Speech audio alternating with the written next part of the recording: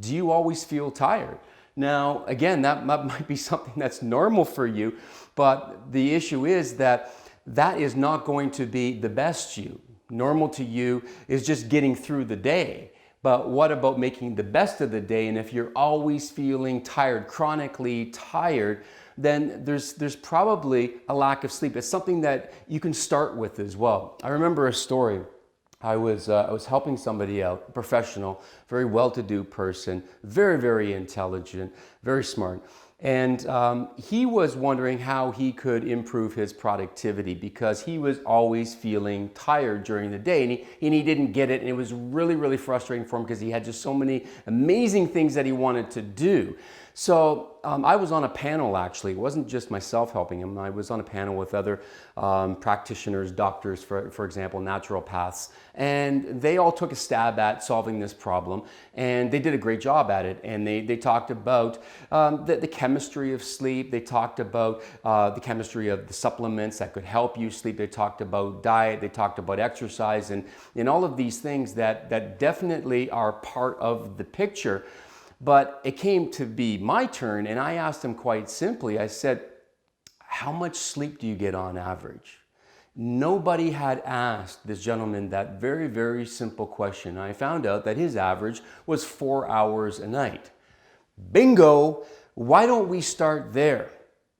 And my friend, that's where you can solve a lot of your problems. A lot of problems are manifested into these gigantic problems that are almost unsolvable, but we put our mind, to work on that unsolvable problem, and we stay stuck when really the answer sometimes is really simple if we would just look at it in a very simple way. And that's why I've been teaching you the 5 facets, because when we have problems in our life, when we have anxiety and depression and emotional problems, when we have health problems, when we have weight problems, all these sometimes self-created problems, we can look at them in a very simple way and get a really simple answer.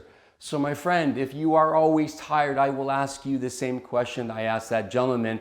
How many hours per night are you getting sleep, and what is the quality of that sleep? We're going to talk about that too, but here's another question for you in the meantime.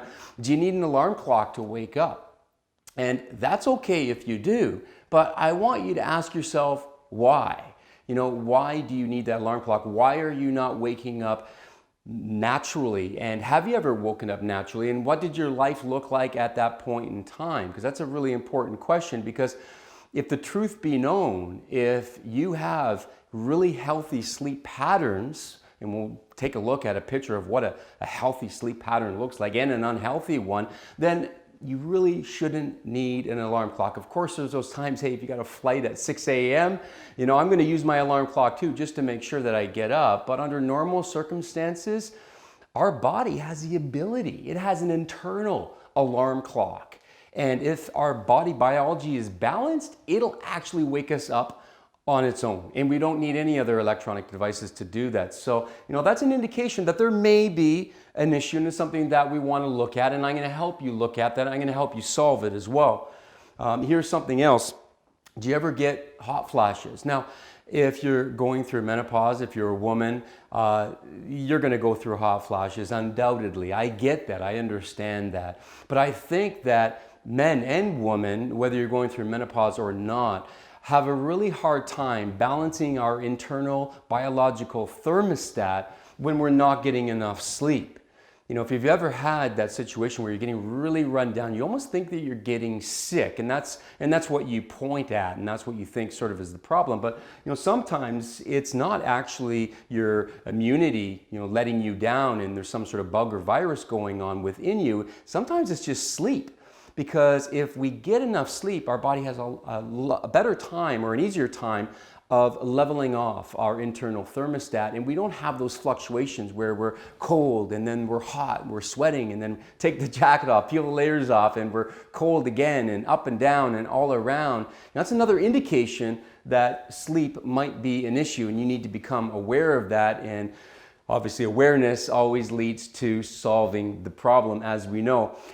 Do you ever get chronically depressed, or do you have chronic anxiety? Maybe this is something that you've suffered with for a long time.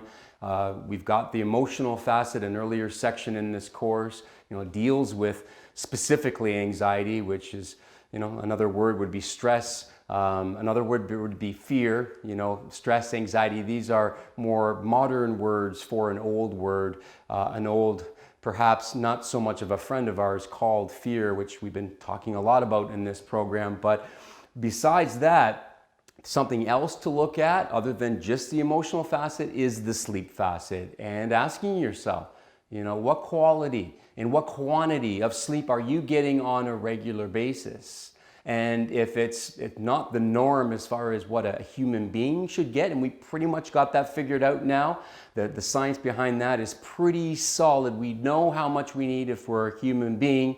If you're Donald Trump, apparently you only need 4 hours, but of course we want to be happier, not grumpier. Now, sleep is directly related to the hunger hormone. So I need to ask you, are you always hungry or are you never hungry? Now, you might be thinking, well, Kris, I'd love to never be hungry, but friend, no, I would not want to see that for you. In fact, when I do see it, when I'm working with clients, they tell me, Kris, I don't have an appetite.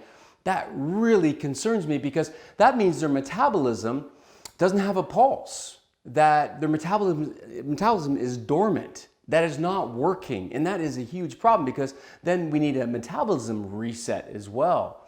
But it's actually sleep, more times than many, that is actually the cause of their dormant metabolism. And the more common problem is, hey Kris, I'm always hungry, and how do I solve that problem? But I can tell you through personal experience, when I only get 3 or 4 hours, I can never stay satisfied the next day. I am hungry beyond belief. I'm starving all day long, and when I look back and say, hey, I only got maybe 3 or 4 hours of sleep, then it all starts to make sense, and I sort of have a cause. I know that's why I'm feeling that way, and I can work through it a lot easier. And I might eat a little bit more that day, but because I know why it's happening, why I'm feeling that way, why I'm so hungry, the next day I can put a different plan into place, and I can sort of learn from that consequence. And of course, I'm gonna have to learn more than once,